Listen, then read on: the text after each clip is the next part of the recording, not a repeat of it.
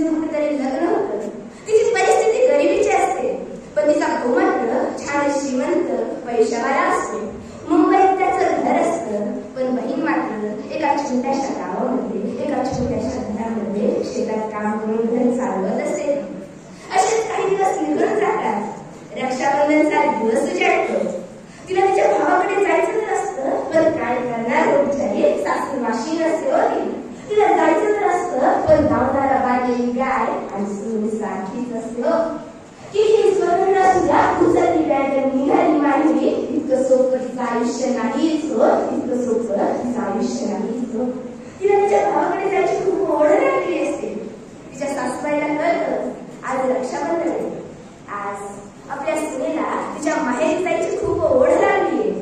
आता त्या बहिणीला फक्त एकच छोटीशी आशा अपेक्षा असते हो, की माझा दादा माझा भाऊराया मला एक फोन करेल आणि त्याने मला फोन नाही केला तर तो नक्कीच मला इथेला येईल आणि तो फोन नाही केला तर तो मला नक्कीच येईल.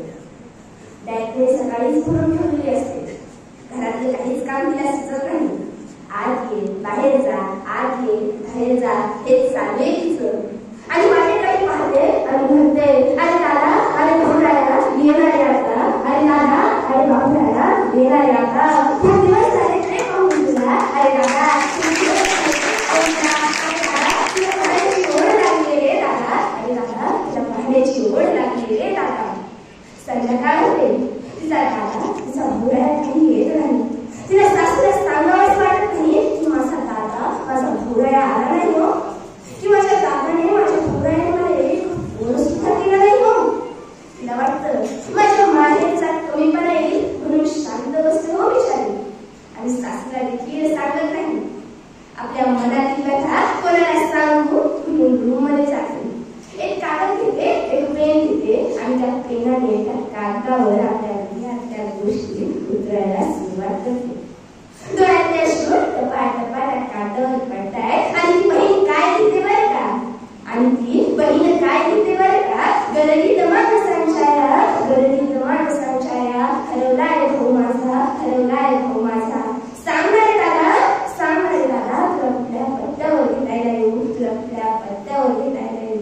अरे दादा तू खूप श्रीमंत झालास रे आता, अरे दादा तू खूप श्रीमंत झालास रे आता, अरे दादा तुझ्या आजूबाजूला आता खूप माणसं असतात रे, तुला आता मला फोन लावायला वेळ नाही रे दादा, तुला आता मला भेटायला यायला वेळ नाही रे दादा, अरे दादा काहीच हरकत नाही रे दादा, अरे दादा काहीच हरकत नाही रे दादा, मी येते रे दादा तुला भेटायला, मी येते रे दादा तुला भेटायला. अरे दादा फक्त सांगणार आहे तुला कुठल्या पत्त्यावर भेटायला येऊ, फक्त सांगणार आहे तुला कुठल्या पत्त्यावर भेटायला येऊ.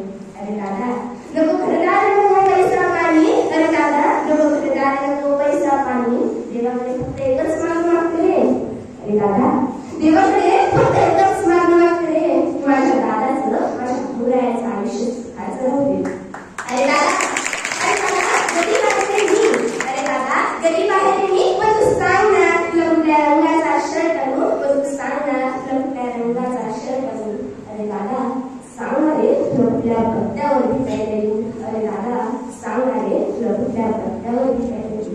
अरे दादा तू फोन उचलत नाही रे दादा, अरे दादा तू फोन उचलत नाही रे दादा, म्हणून बहिणीला फोन केला तर रॉंग नंबर म्हणून तिने माझा फोन कट केला रे. अरे दादा हेच का रे माझे प्रारब्ध, अरे दादा हेच का रे माझे प्रारब्ध.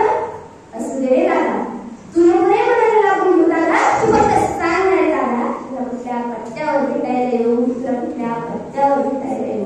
अरे दादा सरकार तर म्हणते रे आधी वाटणी घे, अरे दादा सरकार तर म्हणते रे आधी वाटणी घे, पण दादा नको घरदार नको जमिनीची वाटणी मला, अरे दादा नको घरदार नको जमिनीची वाटणी मला, मी सुखायला खाईन तुझ्या घरची भाकर आणि चटणी, मी सुखायला खाईन.